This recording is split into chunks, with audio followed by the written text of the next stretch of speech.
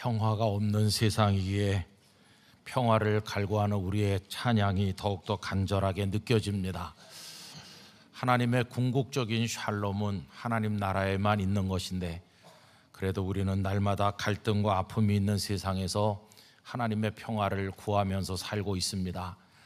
오늘 3부 예배 참여한 여러분들의 마음속에 바깥 세상과 상관없이 어려움 속에서도 맛보는 하나님의 평강이 가득하시기를 바랍니다.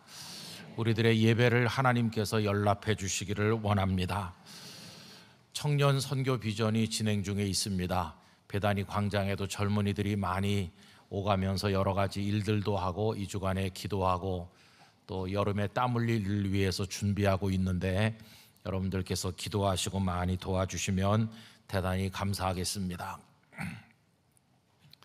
우리는 지난 봄에 나의 기도 노트를 하나씩 구하고 또 거기다 기도 제목을 적어가면서 기도를 드리고 있고, 지난 월요일부터는 나라사랑 정오 기도회, 또 오랜만에 철야 기도회까지 하고 있습니다. 우리 교회만 하는 것이 아니고 많은 교회들이 릴레이 금식 기도회도 하고 또 저녁 기도회를 하는 교회도 있습니다.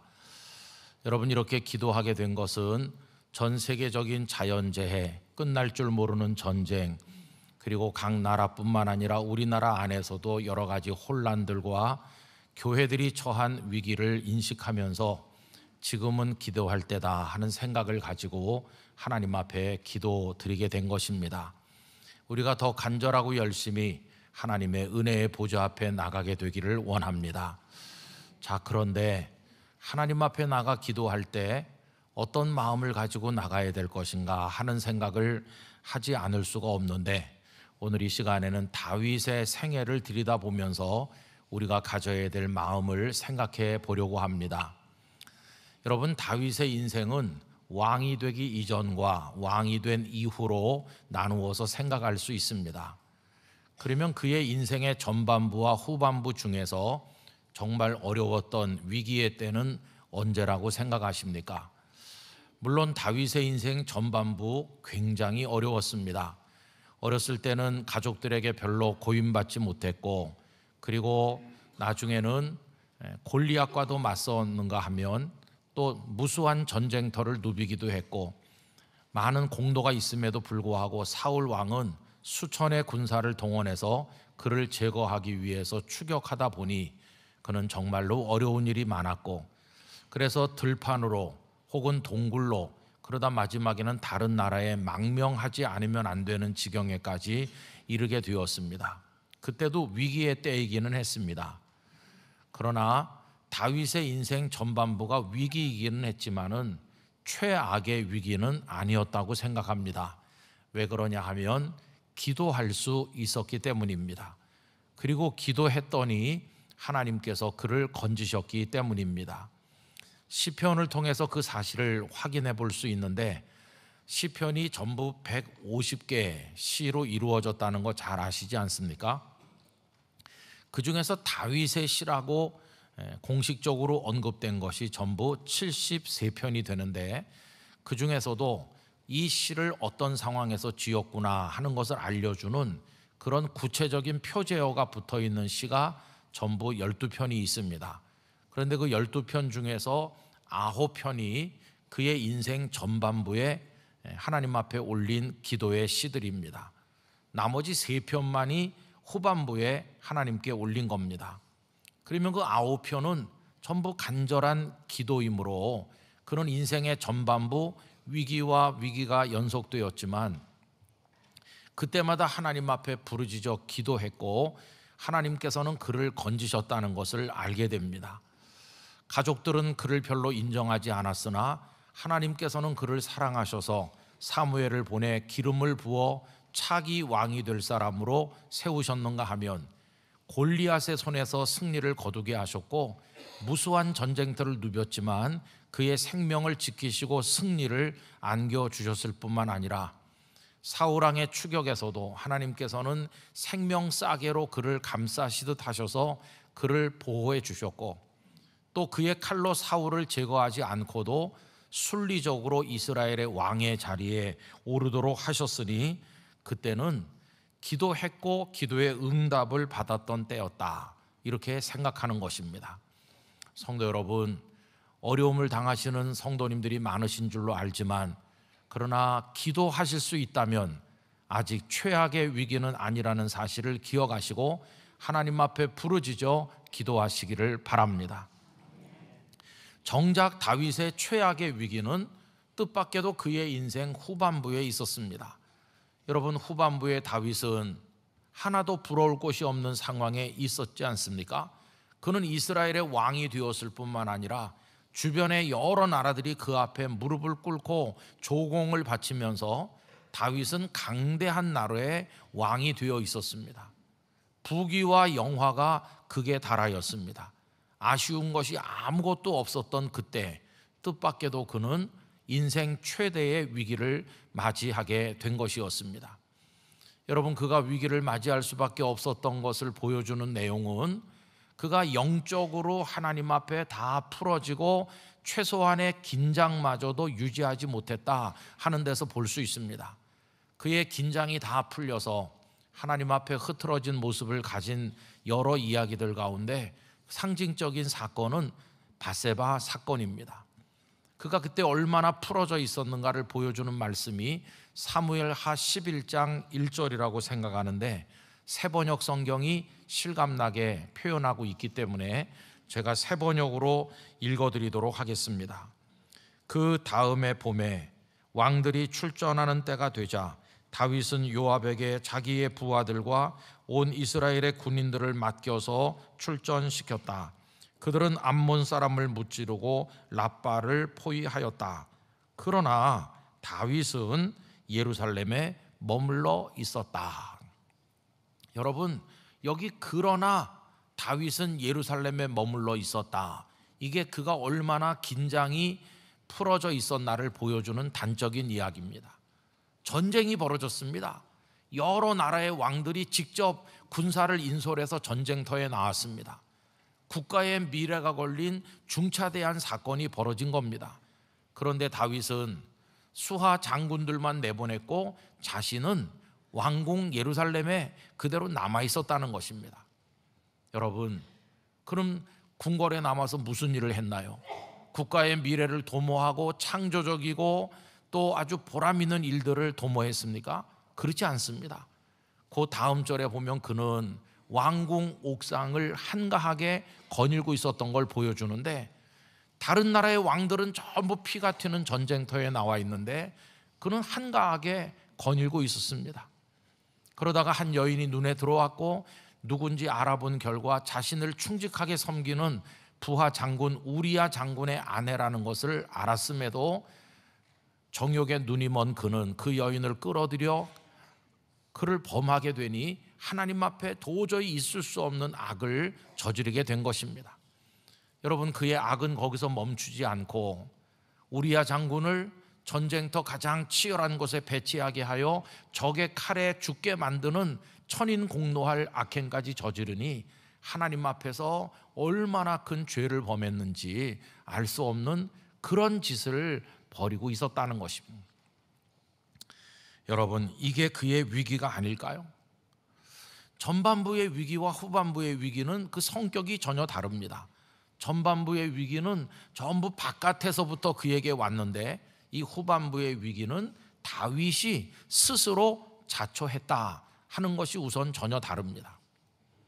그리고 전반부의 위기들은 최악의 위기는 아니라고 아까 말씀드린 것처럼 그때는 기도할 수 있었고 기도를 했더니 하나님께서 그를 건져 주셨습니다. 그런데 이 후반부의 위기는 하나님 앞에 기도했음에도 불구하고 하나님께서는 그의 기도를 듣지 않으셨고 그의 기도를 거절하셨기 때문에 이 위기야말로 최악의 위기였다고 하는 것입니다. 여러분, 우리야 장군을 죽이기까지 그의 악이 자행된 다음에 하나님께서는 나단 선지자를 보내서 그를 책망하셨는데 하나님의 책망하시는 말씀이 정말 무서운 말씀이었습니다. 사무엘하 12장 10절을 보면 이렇습니다. 이제 네가 나를 없인 여기고 햇사람 우리아의 아내를 빼앗아 네 아내로 삼았은즉 칼이 네 집에서 영원토록 떠나지 아니하리라 하셨고, 칼이 너의 집안, 너의 가문에서 영원히 떠나지 않을 것이다. 너의 집안 식구들끼리 죽이고 죽는 일이 일어나게 될 것이다. 얼마나 무서운 말씀입니까?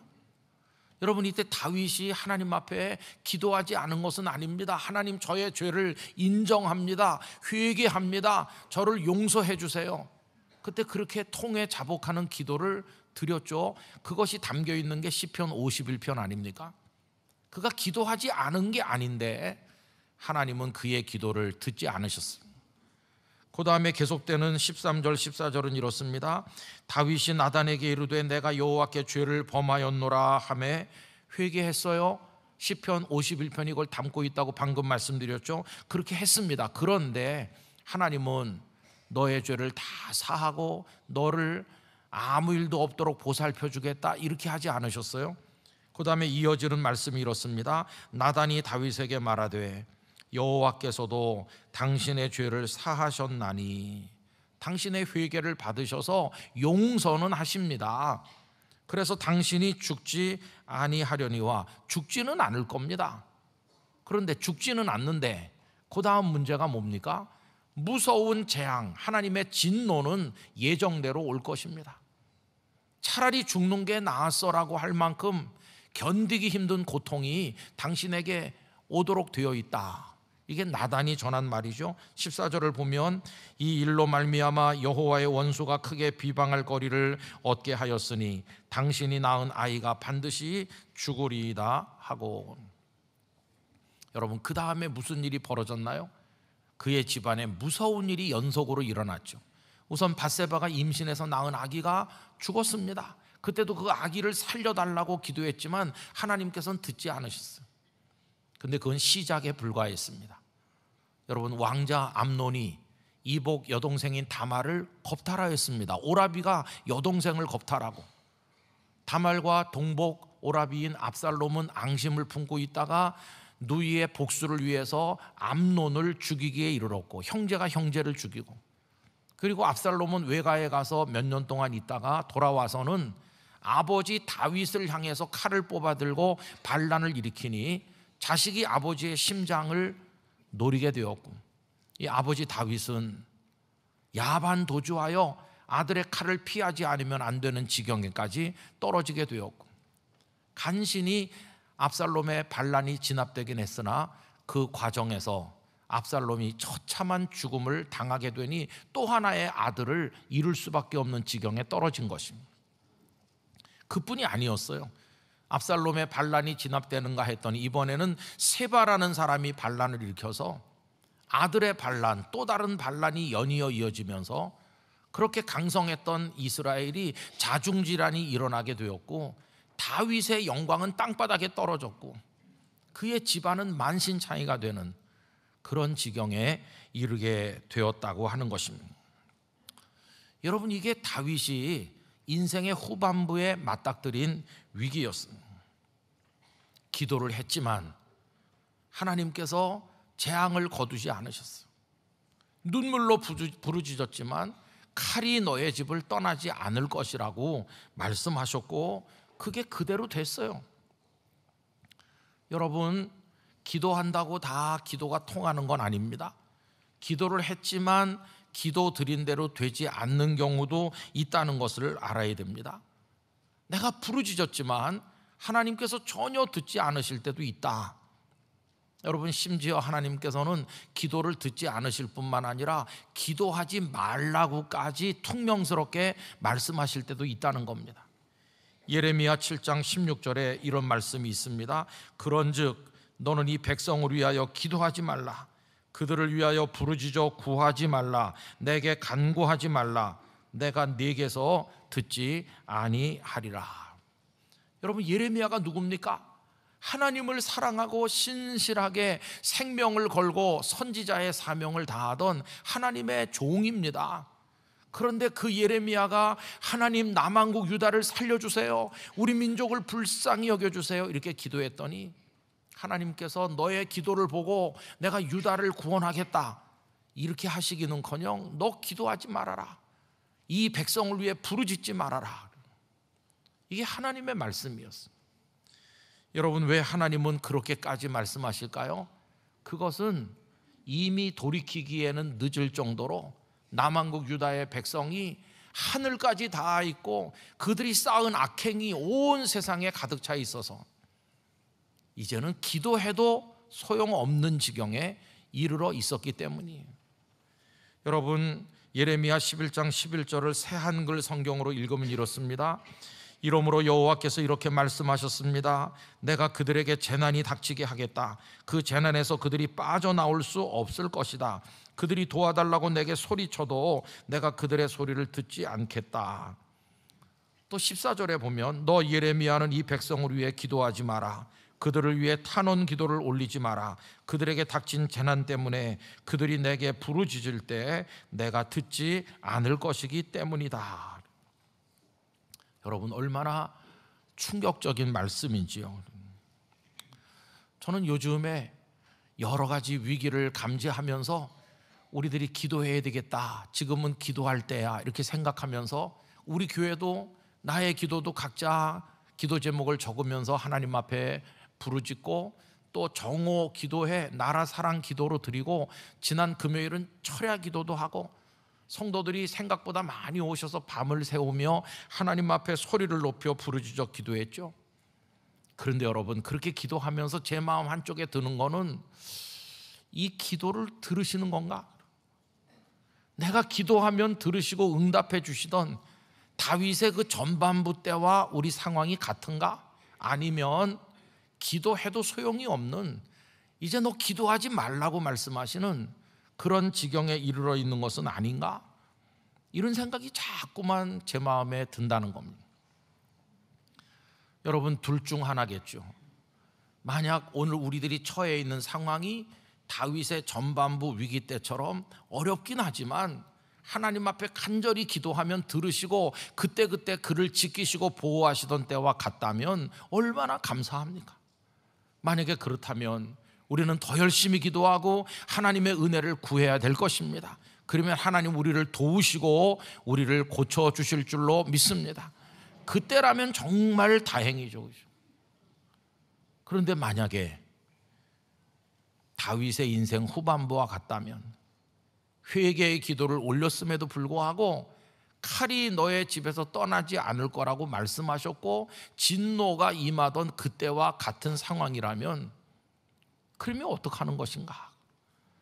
여러분, 우리 이 땅에 주의 이름을 부르는 성도들이 저지른 많은 죄, 그리고 이 땅 대한민국 백성들이 저지른 많은 죄가 세상을 가득 채우고 있어서 하나님 앞에 회개해도 하나님께서 이제 틀렸어, 너의 기도를 듣지 않기로 했어, 이렇게 말씀하시는 거라면 그때 우리는 어떻게 해야 되는 건가 하는 생각이 든다는 겁니다. 여러분, 예레미야 선지자에게 기도하지 말라고 말씀하실 때 그 유다의 죄악이 너무 많아서 이때 이미 하나님은 뜻을 정하신 이후입니다. 어떻게 해요? 이들을 바벨론 느부갓네살 왕의 칼에 넘기시기로. 그래서 남한국 유다가 바벨론에게 멸망하게 그렇게 다 뜻을 정하신 이후였어요. 이미 정해졌기 때문에 너는 기도하지 말라고 말씀하신 겁니다. 예레미야도 그걸 모르는 게 아니었어요. 그래서 한편으로는 안타까워서 이 백성을 불쌍히 여겨달라고 기도는 하지만 한편으로는 하나님의 뜻을 알고 있었어요. 그래서 백성들에게 말했죠. 이제는 이미 하나님의 뜻이 정해졌다. 그래서 당신들이 부르짖어도 이제는 소용없는 때가 됐다. 그러니 바벨론의 채찍에 당신들의 종아리를 걷고 하나님의 진노의 채찍을 맞으라.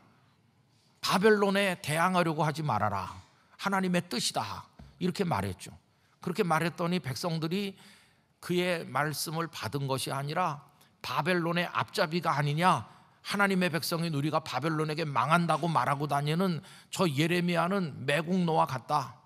그러면서 얼마나 그를 핍박하고 힘들게 했는지를 아시지 않습니까? 예레미야는 통곡하고 눈물을 쏟으면서 하고 싶지 않은 하나님의 말씀을 그들에게 전달할 수밖에 없는 그 안타까운 상황에서 몸부림쳤던 걸 우리가 알고 있죠. 백성들은 예레미야가 전하는 말씀을 거절하고 또 거부했지만 그러나 이미 정해진 하나님의 뜻대로 이루어져서 남한국 유다는 바벨론에게 다 멸망하였습니다. 그래서 그때 예레미야의 부르짖은 기도가 소용이 없었고, 그 외에도 신실한 이들이 하나님 앞에 눈물을 흘렸던 기도가 아무 의미 없는 기도가 되고 말았던 것이었습니다. 여러분, 저는 우리가 이렇게 모여서 하나님 앞에 기도하면서 어떤 마음으로 하나님 앞에 나가야 되는가, 이런 생각들을 요즘에 많이 하고 있습니다. 그래서 저는 이 어려운 주제를 제 마음속에 3가지로 정리하였습니다. 첫째는 아직 하나님의 뜻이 어떻게 결정됐는지 모르기 때문에 나는 끝까지 더 간절하게 그리고 더 열심히 하나님 앞에 기도하리라. 이게 첫 번째 결심입니다. 우리 성도 여러분, 하나님께서 우리 개인과 가정과 이 땅의 교회들과 대한민국과 우리 한민족의 미래를 위해 어떻게 뜻을 정하셨는지 우리는 알지 못합니다. 하나님은 아마 당신의 뜻을 정하셨을 겁니다. 단지 우리가 알지 못할 뿐이죠. 여러분, 알지 못하기 때문에 우리는 하나님 앞에 더 기도해야 될 줄로 믿습니다. 더 열심히 기도해 주시기 바랍니다. 열심히 마음을 모아서 더 하나님 앞에 간절하게 부르짖어 기도하는 거, 이게 첫 번째입니다. 두 번째는 만약에 하나님이 정하신 그 방향이 우리가 기도하는 것과 다르다고 할 때 하나님을 원망하지 말아야 되겠다. 내가 채찍에 맞을 짓을 했으니까 하나님의 진노가 정해진 것이라면 하나님 앞에 기꺼이 종아리를 걷고 그 하나님의 채찍을 달게 맞아야 되겠다. 원망하지 말아야 되겠다. 하나님의 정해진 뜻에 아멘 해야 되겠다. 그것이 최소한으로 하나님에 대한 우리의 태도가 아닌가, 그렇게 생각했습니다. 여러분들께서 기도하신 대로 여러분의 생애와 가정과 우리 교회와 이 땅에 이루어진다면 더할 나위 없이 감사한 일이니 하나님 앞에 영광을 돌리실 것이요, 만약에 우리의 기도와는 다른 방향으로 정해져 인도된다 할지라도 여러분, 그것에 대해서까지 아멘으로 따르실 수 있는 마음을 가지시기를 부탁을 드리는 것입니다. 그럼 희망이 없는 것인가? 만약에 우리가 기도하는 것과 전혀 다른 방향으로 하나님이 정하신 거면 이제 우리는 다 끝난 것인가? 그렇지 않습니다, 여러분. 저는 3번째 마음속에 갈무리하는 게 있습니다. 그건 뭐냐 하면은 하나님의 진노를 받을 수밖에 없는 상황이 된다고 할지라도 나는 더 하나님 앞에 기도할 것이다. 그런데 그때의 기도는 내 생각을 강요하는 기도가 아니라 하나님을 전적으로 신뢰하면서 나의 모든 미래를 맡기는 위탁의 기도를 하나님 앞에 드릴 것이다. 이것이 3번째입니다. 여러분, 우리들의 죄는 어디서 왔나요? 하나님께서 우리의 길을 인도하실 걸 믿고 하나님이 이끄시는 대로 순종했으면 죄가 없었을 텐데, 하나님을 신뢰하지도 맡기지도 않고 내 생각, 내 욕망대로 한 것이 죄 아닙니까? 그러므로 하나님께서 우리가 원하는 것과 다른 방향으로 정하셨다 할지라도 그때라도 아멘 하면서 따라간다면 그때 비로소 우리는 지금까지 드려보지 못했던 온전하고 더 올바르고 더 깊고 하나님이 원하시는 기도를 드릴 수 있게 될 것이다. 그렇게 생각을 하는 것입니다. 여러분, 그런 기도를 드림으로 절망인 것처럼 보이는 상황에서 위대하게 되신 모델이 있으시죠? 그분이 바로 우리 구주 예수님이십니다. 예수님은 죄가 없으신 분이시지만 이 세상에서 죄가 가장 많은 분이 되셨죠. 왜 그렇습니까? 세상 죄를 지고 가는 하나님의 어린 양이 되셔서 우리의 죄를 대신 다 짊어지셨기 때문입니다. 그래서 죄 없으신 그분이 십자가라고 하는 처참한 형틀에 매달려 죽임을 당하게 되셨는데, 바로 그 전날 밤 예수님의 겟세마네 동산의 기도를 생각해 보시기 바랍니다. 예수님의 겟세마네의 기도는 두 부분으로 구성되어 있습니다. 마태복음 26장 39절을 읽어보면 조금 나아가서 얼굴을 땅에 대시고 엎드려 기도하여 이르시되, 이제 그 앞부분에 기도가 나오죠. 다 같이 읽어보겠습니다. 내 아버지여, 만일 할만하시거든 이 잔을 내게서 지나가게 하옵소서. 여기까지가 전반부 기도입니다. 여러분 여기까지만 읽죠. 내 아버지여, 만일 할만하시거든 이 잔을 내게서 지나가게 하옵소서. 이게 기도의 전반부입니다. 그런데 이 잔, 십자가라고 하는 무시무시한 고통의 잔이 내게 오지 않고 그냥 지나가게 해달라, 십자가를 지지 않게 해달라고 하는 이 예수님의 기도가 이게 응답되는 기도입니까? 여러분, 이 기도는 응답되지 않는 기도입니다. 왜 그러냐 하면 성부 하나님의 뜻이 이미 정해져 있기 때문입니다. 어떻게? 십자가를 지시고 죽으시도록 벌써 오래전에 정해져 있고, 그것이 선지자들을 통해서 구약 성경에 다 예언되어 있는 겁니다. 그 예언대로 이루어져서 탄생하여 오셨고, 처녀의 몸에서 나셨고, 그리고 이제 다 진행이 돼서 십자가 지시는 것도 이미 정해진 뜻대로 지금 가고 계신 겁니다. 그러니까 이 잔이 지나가게 해달라는 기도는 이미 정해진 하나님 아버지의 뜻과는 안 맞는 기도입니다. 하나님은 그 기도를 거절하셨습니다. 그 잔이 지나가게 하시지 않으셨어요. 그럼 여러분, 예수님은 그래서 십자가에 달릴 수밖에 없고, 그래서 그 십자가에서 영원히 멸망하셨나? 아닙니다, 여러분. 우리 예수님은 진정으로 위대한 우리의 구주가 되셨고, 부활하시고 승리하셔서 만왕의 왕이요 만주의 주가 되셨는데, 다 끝난 것처럼 보이는 하나님의 거절을 통해서 오히려 더 위대한 우리의 주님이 되셨는데, 어떻게 그게 가능했나? 겟세마네 동산의 후반부 기도가 예수님을 그렇게 위대한 분이 되게 한 겁니다. 예수님의 그 기도의 후반부가 어떻습니까? 그러나 나의 원대로 마시옵고 아버지의 원대로 하옵소서 하시고, 이게 후반부 기도입니다. 이 잔이 내게서 지나가게 해달라는 기도는 거절당한 기도와 같지만, 그러나 아버지의 원하시는 대로 하시옵소서. 뜻이 정해졌다면 아버지의 뜻에 나를 맡길 테니 아버지의 원하시는 대로 하시옵소서. 이 기도를 통해 예수님은 십자가에 달리셨습니다. 그걸로 영원히 버림받는 것처럼 보였습니다. 그러나 버림받으신 것이 아니라 가장 낮은 곳에 처하심을 통해 가장 영광스럽게 되셨고, 만왕의 왕이시요 우리의 참된 구세주가 되셨다는 것입니다. 여러분, 이게 예수님의 겟세마네 기도의 신비를 통해서 우리가 깨닫는 놀라운 진리인 것입니다. 그러므로 여러분, 저는 하나님께서 우리의 기도를 더 이상 기도하지 말아라, 칼이 내게서 떠나지 않을 것이다, 이렇게 응답하시는 상황에 이르렀다고 할지라도 포기하면 안 된다고 생각합니다. 여러분, 자포자기하는 것과 하나님을 전적으로 신뢰하고 맡기는 것과는 전혀 다른 것입니다. 자포자기는 문자 그대로 포기하는 겁니다. 그러나 우리가 하나님 당신의 뜻대로 하시옵소서 이렇게 하는 건 자포자기가 아니고, 그 속에서 다시 일어날 수 있음을 믿는 진정한 믿음의 표현인 것입니다. 그러면 기도하지 말라고 하시고 기도를 듣지도 않으시겠다고 하는 하나님을 우리가 어떻게, 무슨 근거로 신뢰할 수 있는 것일까요? 우리가 하나님을 그 지경에서도 신뢰할 수 있는 근거가 있다면 그게 뭘까요? 그건 다른 게 아니라, 하나님은 우리를 아프게 하기도 하고 때리시기도 하고 하지만 절대로 우리를 영원히 버리실 수 없는 사랑을 가지신 하나님이심을 믿는 데 근거하는 것입니다. 하나님은 우리에게 섭섭하게 말씀할 때도 있어요. 우리에게 화를 내실 때도 있어요. 종아리를 거두라고 하실 때도 있어요. 아프게 때릴 때도 있어요. 그러나 절대로 우리를 영원히 버리실 수 없는 사랑의 하나님이심을 우리가 믿기 때문이에요.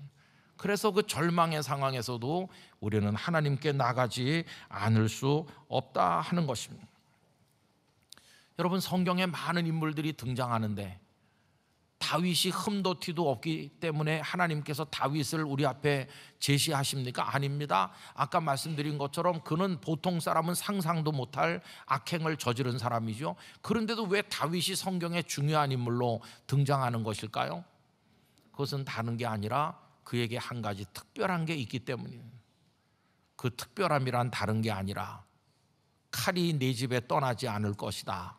이렇게까지 냉정하게 말씀하심에도 불구하고, 또 가족 간에 많은 비극적인 일이 일어남에도 불구하고 아직도 하나님을 놓지 않는, 그의 집요하게 하나님을 향해 매달리는, 바로 그것 때문에 하나님은 그를 특별하게 여겨주신다는 것입니다. 여러분, 그걸 보여주는 말씀이 시편 3편입니다. 이 시편 3편 앞에 표제어가 붙어 있는데 이걸 주목해서 볼 필요가 있습니다. 뭐라고 되어 있습니까? 다윗이 그의 아들 압살롬을 피할 때에 지은 시라고 되어 있죠. 여러분, 이거는 이미 모든 게 다 끝난 것처럼 보이는 절망의 때입니다. 그의 인생의 후반부, 하나님께서 예고하신 그대로 칼이 그 집에 떠나지 않아서 외가로 도망가 있던 압살롬이 돌아와 아버지를 향해 칼을 빼들고 반란을 일으킨 이 지경이죠. 이제는 다 끝난 것처럼 보이는, 아들 피해서 야반 도주하는 이 초라한 아버지, 무슨 희망이 있겠어요? 그런데도 그때 이 절망 속에서도 그는 하나님을 부르기를 멈추지 않았어요. 여러분, 오늘 본문 시편 3편 1절과 2절을 보십시오. 그가 하나님을 부르고 있잖아요. 여호와여, 나의 대적이 어찌 그리 많은지요. 일어나 나를 치는 자가 많으니이다. 이렇게 부르짖잖아요. 여호와여 라고 부르고 있잖아요.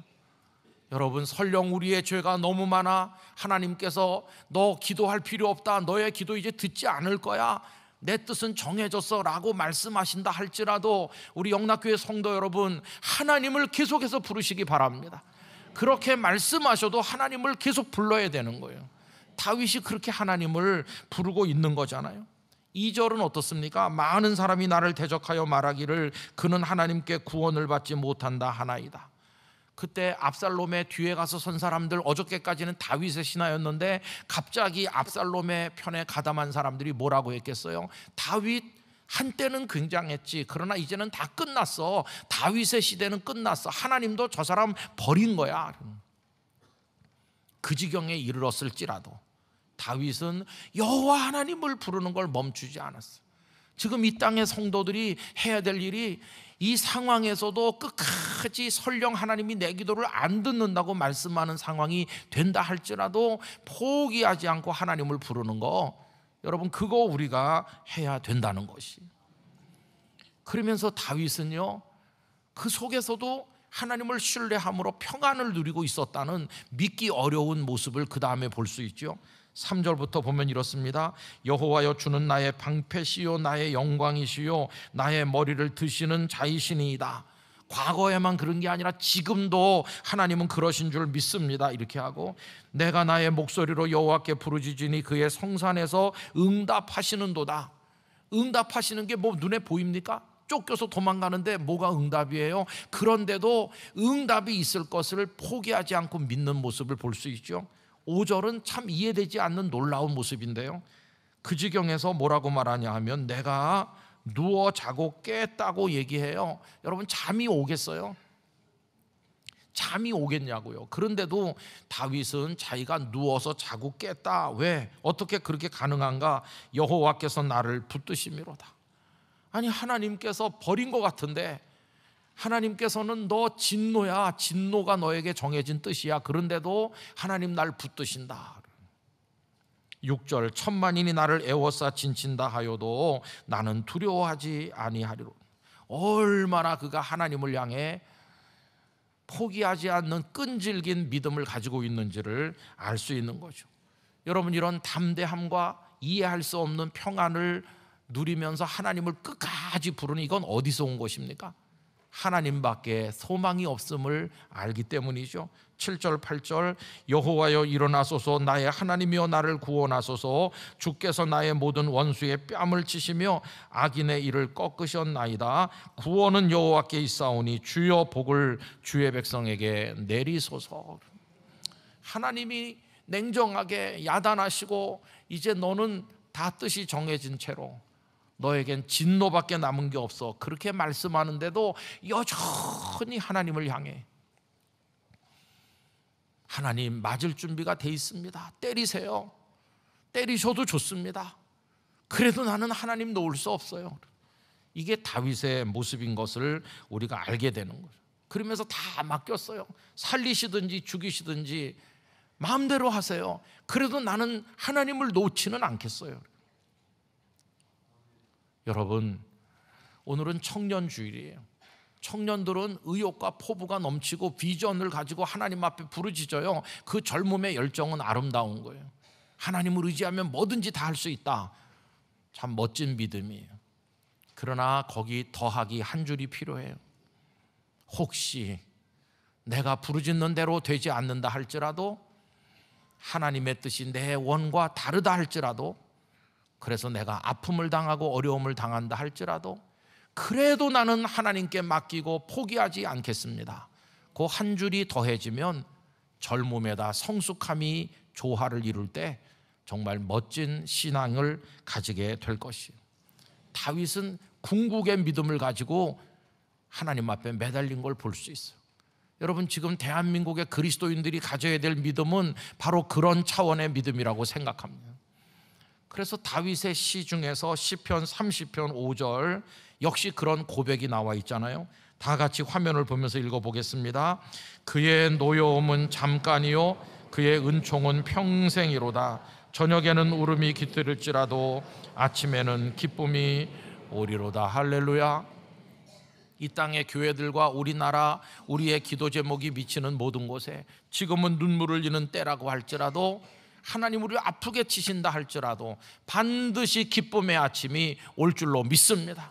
지금은 하나님이 등 돌리시고 계신 것 같아도 하나님 하고 부르면 반드시 다시 우리를 안아주실 줄 믿습니다. 그 하나님 믿고 우리는 이 주간에도 기도하는 것이, 성도 여러분, 우리 간절히 열심히 기도하길 원합니다. 끝까지 부르짖길 원합니다.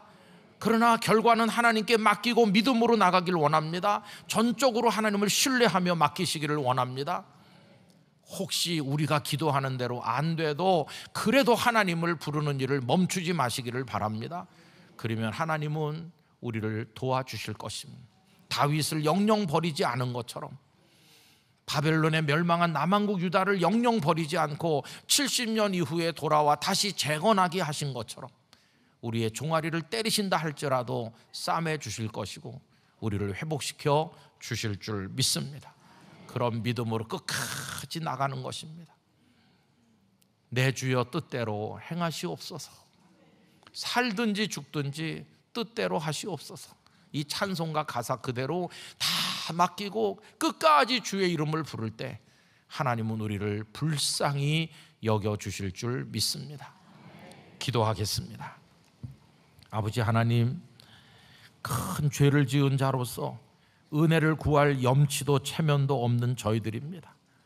기도할 자격도 없는 저희들입니다. 그래도 기도하겠습니다.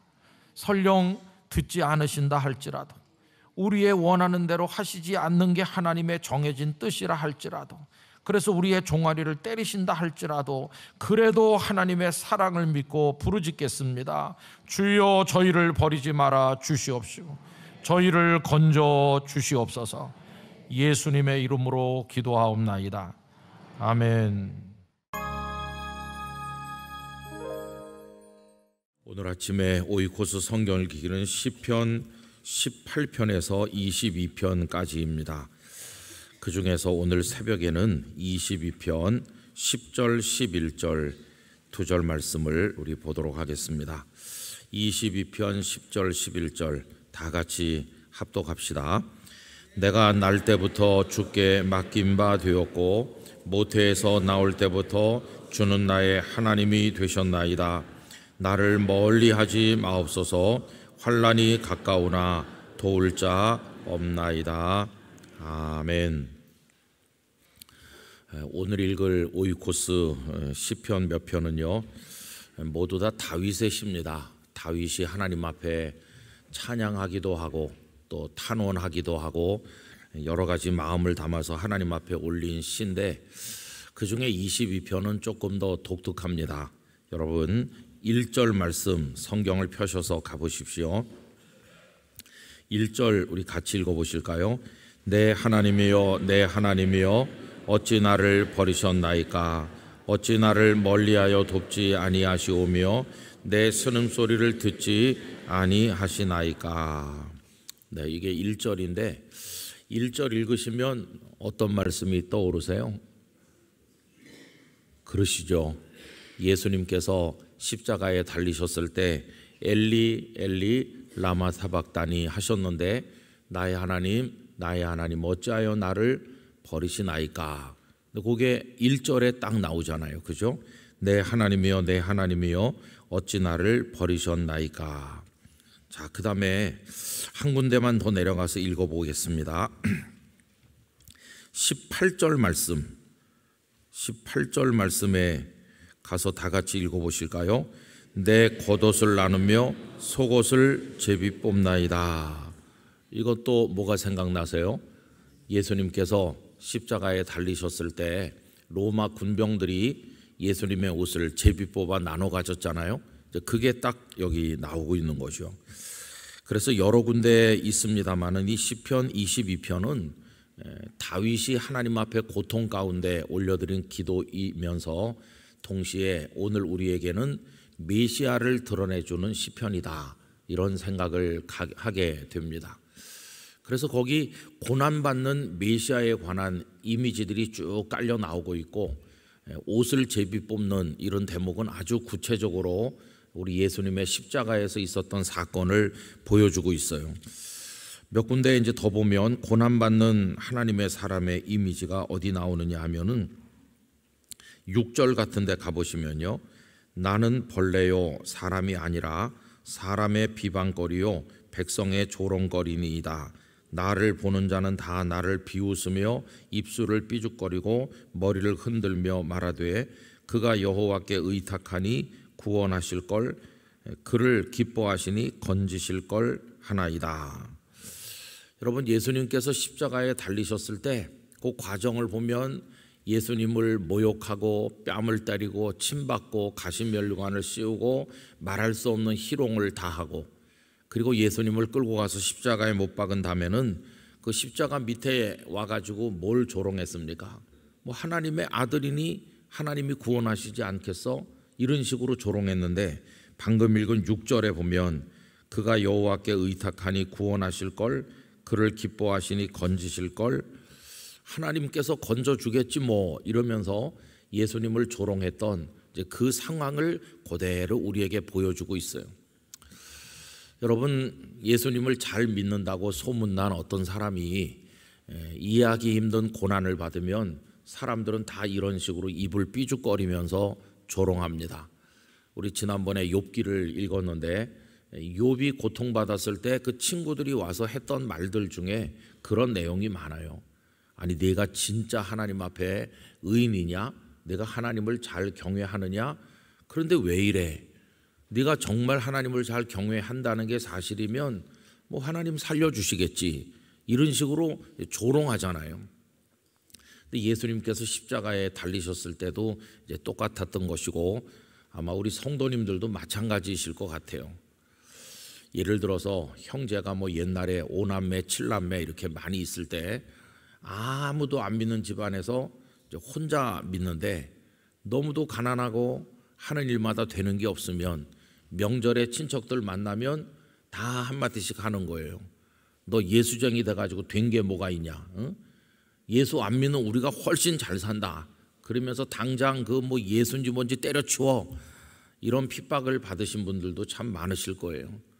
정말 하늘에서 돈다발이라도 뚝 떨어져 갖고 그렇게 나를 조롱하는 형제들한테 나눠주면서 큰 소리 치고 싶은데 하나님께서는 아무 말씀도 하지 않으시고 침묵하고 있으면 얼마나 어렵겠어요. 뭐 그런 일들이 집집마다 많이 아마 있었을 것입니다. 제가 아는 어떤 분도 아무도 안 믿는 집안에서 혼자 믿어가지고 정말 마음의 고생을 너무 많이 했고 형제들이 또 누이들이 그를 많이 조롱하고 그랬다고 그래요. 근데 이분은 믿었을 뿐만 아니라 그런 손가락질 받으면서도 나중에는 이제 어렵게 공부해서 목사님이 되셨고, 세월이 많이 지나면서 어떻게 됐을까요? 잘 산다던 그 형제들 다 인생의 허무함을 느끼고 병들고 늙어가면서 세상이 부질없다는 것을 깨닫게 된 다음에는 결국은 이 목사님이 승리하는 거예요. 온 집안이 다 예수 그리스도께로 돌아오게 되는. 제가 이제 대학교 1학년 들어갔을 때 저희 과에는 학생이라고는 딱 30명이었습니다. 여학생 8명, 남자애들 22명, 그리고 밤낮 데모 많이 하는 그런 학과를 제가 다녔거든요. 그래서 뭐 수배당해 가지고 있는 애들도 있고, 그때 단골로 수배당하던 애는 지금 국회의원 하고 그래요. 그거 보면은 그때 따라다닐 걸 잘못했다 그런 생각 들거든요. 벌써 3선인가 4선째 하면서 큰 소리 치고 그래요. 그때 뭐 맨날 불려다니고 이제 뭐 그런 이제 학과에 다녔어요.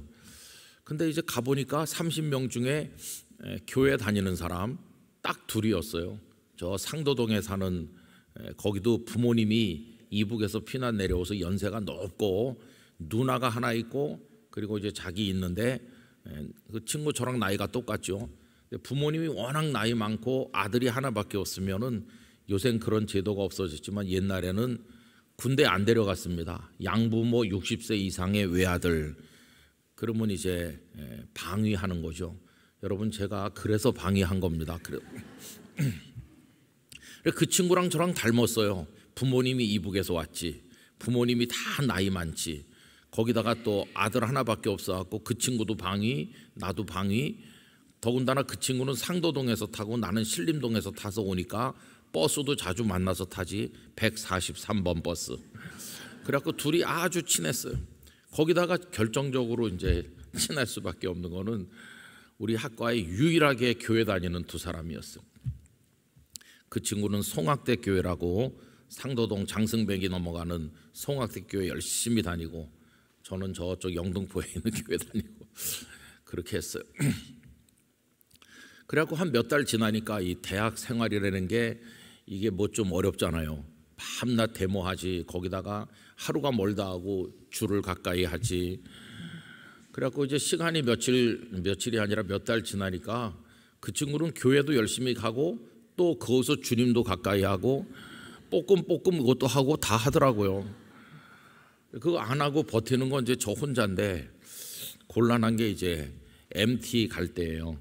MT를 꼭 토요일 날 가가지고 주일까지 하니까 저는 교회 가서 찬양대도 해야 되고 교회학교 반사도 해야 되는데, 그게 어떻게 갑니까? 4년 동안 MT라는 걸 단 한 번도 이제 못 가보게 됐는데, 거기 어떤 여학생이 한 명 있었습니다. 그 여학생이 과대표를 하면서 저의 착각이겠지만 저를 좋아하는 것 같았어요. 그래가지고는 진지하게, 딴 사람도 아니고 내가 과대표 하는데 요번에는 꼭 가자, 운성아 꼭 가자. 그때 갔으면 지금 그분이랑 살지 않을 겁니다. 근데 내가 이렇게 말했어요. 아니, 나는 그 교회를 가야 된다고. 네가 이해 못하겠지만 나는 교회 가서 할 일이 많다, 이렇게 했어요. 그리고 이제 뭐 또 안 가고 이렇게 지냈는데, 학과 생활이 재미가 없어요. 뭐 MT를 가나 뭐 그런 이제 지냈는데, 이제 3년 반이 지나고 이제 4학년 2학기 마지막 등록을 하게 됐는데, 그래 등록금 내려고 이제 그 학교 정문 입구를 이렇게 걸어 들어가는데 걔를 딱 만났어요. 그랬더니 그 여자애가 유난히 다정스럽게 제 곁에 다가와서 쭉 걸어 들어가면서 뜻밖의 얘기를 하는 거예요. 네가 MT도 안 가고 그래갖고 내가 굉장히 화도 나고 그랬는데, 응? 내가 이제 너를 이해하게 됐다, 그러는 거예요.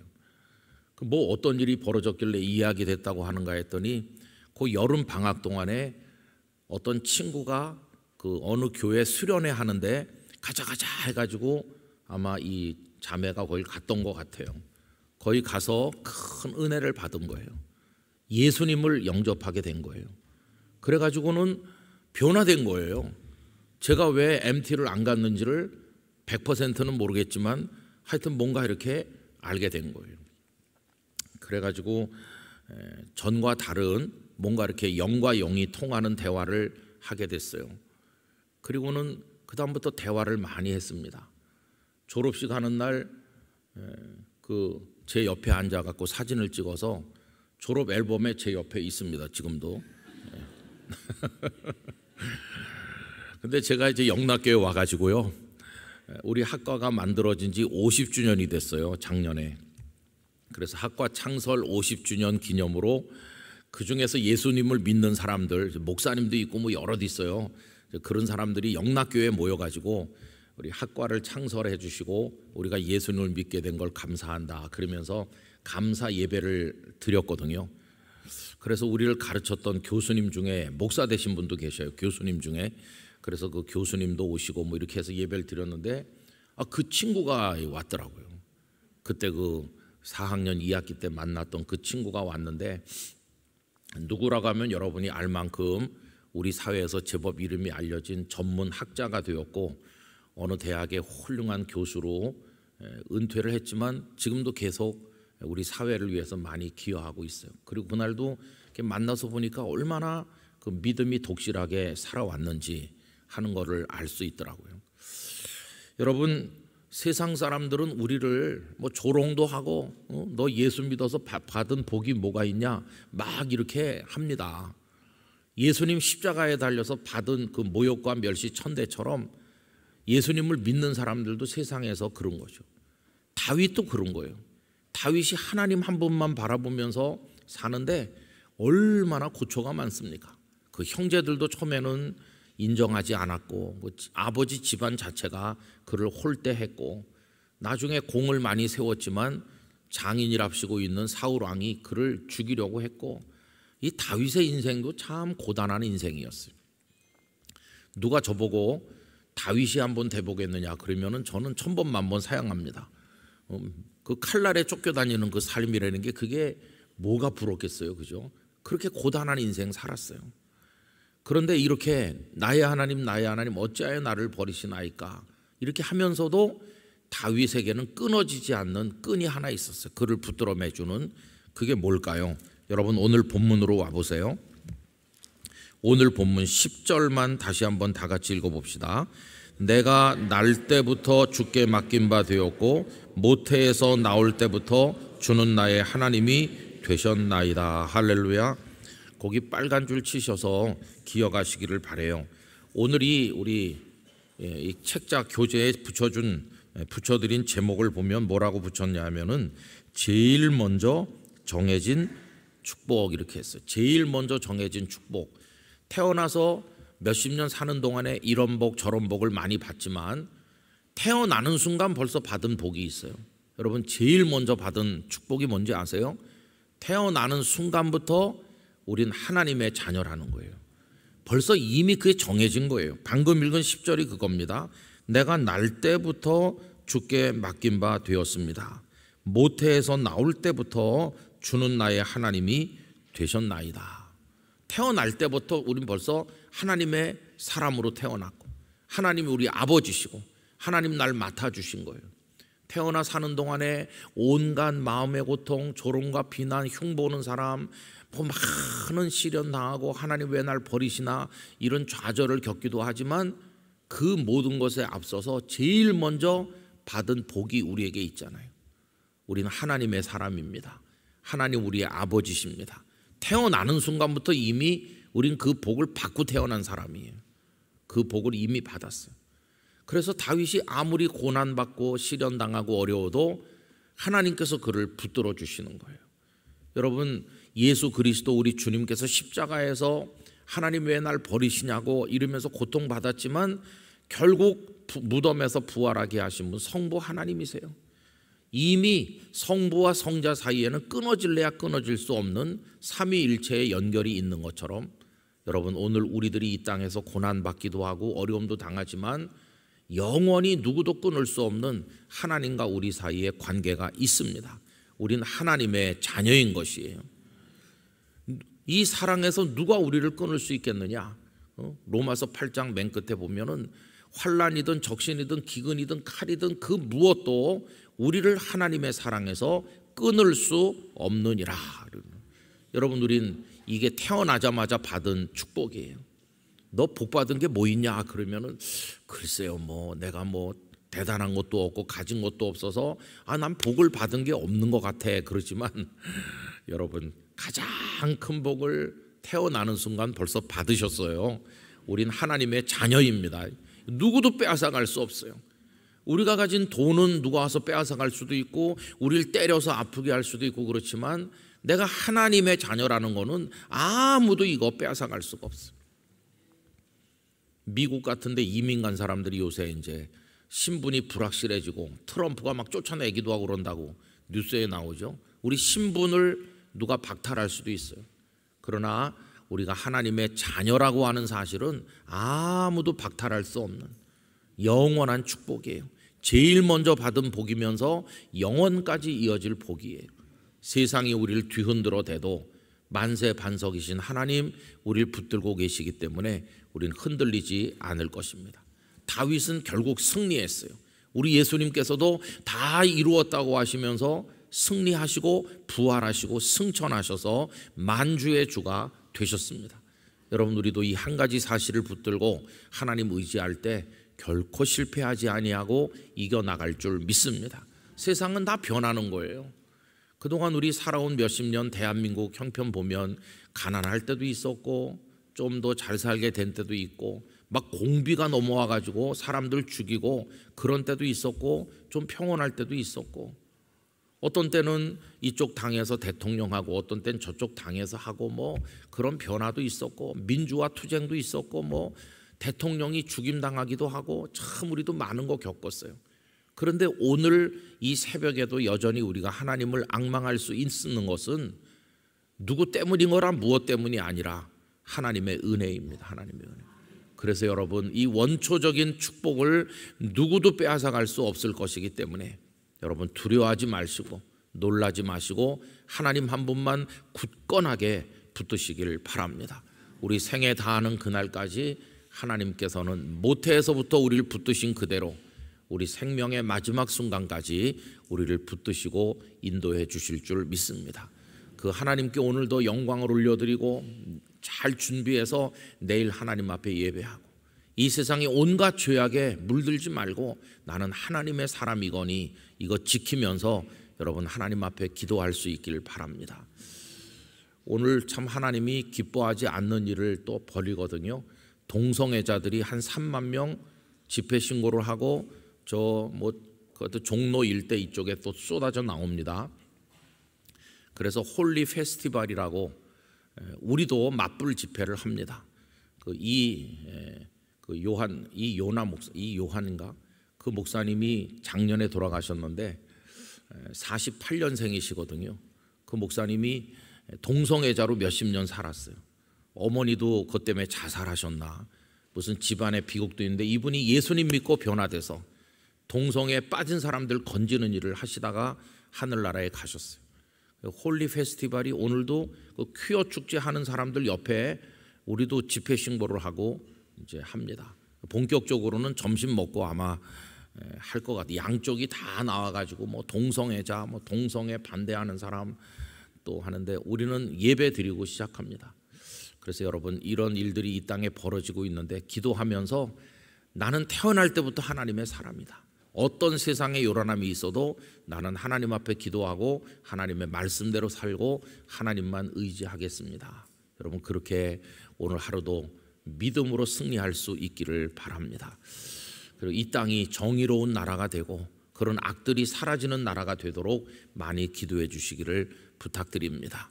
다 같이 기도하겠습니다. 하나님 아버지, 어지러운 세상입니다. 소돔과 고모라가 바로 여긴가 할 만큼 타락한 세상입니다.